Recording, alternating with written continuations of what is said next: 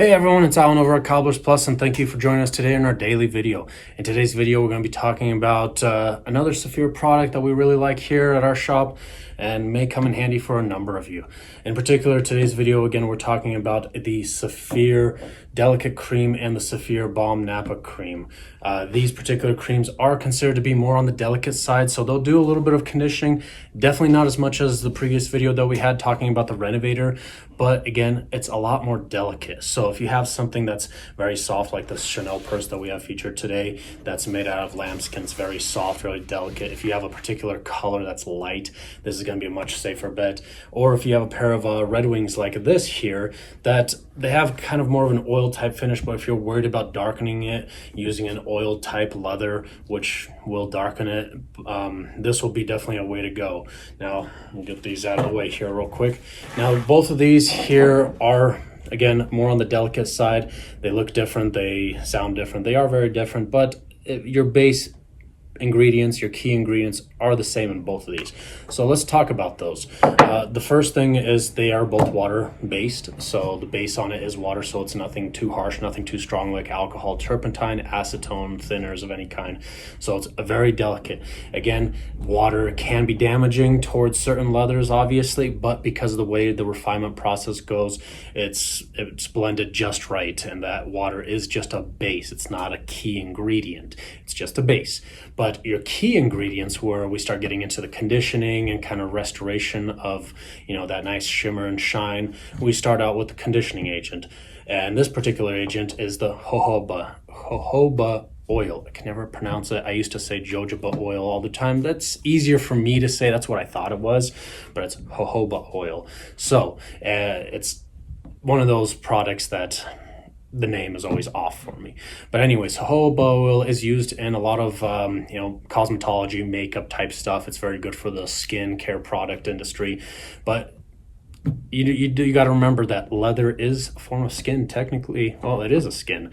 It's just a different type of skin, and it's not living. But anyways, you still have to make sure you condition and treat it. And jojoba oil in particular, it's a very good conditioning agent. It's not as strong or potent as mink oil or lanolin, but it'll do a great job. It would just have to be done a little more frequently. But it's going to be safer on leathers like these here. Something like light colored ostrich skin as well works out very well on that, and a number of other exotics too.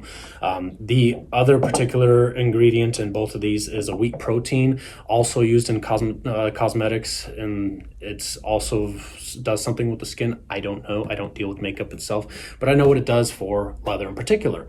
Maybe it does the same thing for skin. I don't know. But particularly wheat protein, it's going to be a little bit more on your almost like refurbishment side. It's going to help restore some of that shimmer. It's going to give a little bit of a conditioning agent to it, but it's going to help restore a little bit more of that shimmer and maybe some of that color too, without being overpowering like, again, mink oil or lanolin.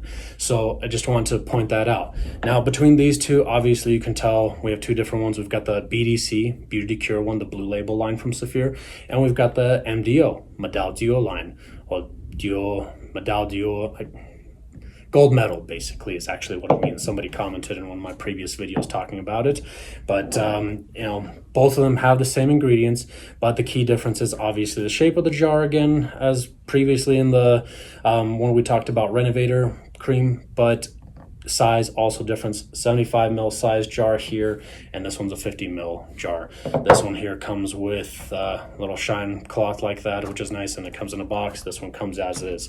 Now, this one here in particular is more refined, so definitely a higher grade level. So again, because there is a water base in both of them, if I was to pick something to use on a really high-end purse, for example, or a pair of boots or shoes, I would go for the one that's a little more refined. It's a little more in cost, but obviously you get about 50% more in this jar, and that extra process of refinement that they go through with it definitely helps significantly to blend everything nicely together so that you have no issues. That's not to say that this one's going to damage any of your leather products. I haven't come across that issue. I've used it a number of times on all sorts of leathers and finishes. Works out great. It's just personally, I feel always more comfortable if it's a very expensive bag or pair of shoes. I would always go for the Medaille particularly. It's my personal pick. It's a lot of our personal pick here. Avid shoe enthusiasts, other cobblers and shoe shiners out there like this stuff here. So definitely a well worthy investment as far as extra little bit of price cost compared to this one here. As far as the shine chamois, just buy one separately or something, or use an old t-shirt or old sock. So anyways, but if you have any questions or comments, leave them down below. If you enjoyed this video, give me a thumbs up, and as always, give me a comment down below if you have any other requests for future videos, and don't forget to subscribe, and we'll see you all tomorrow.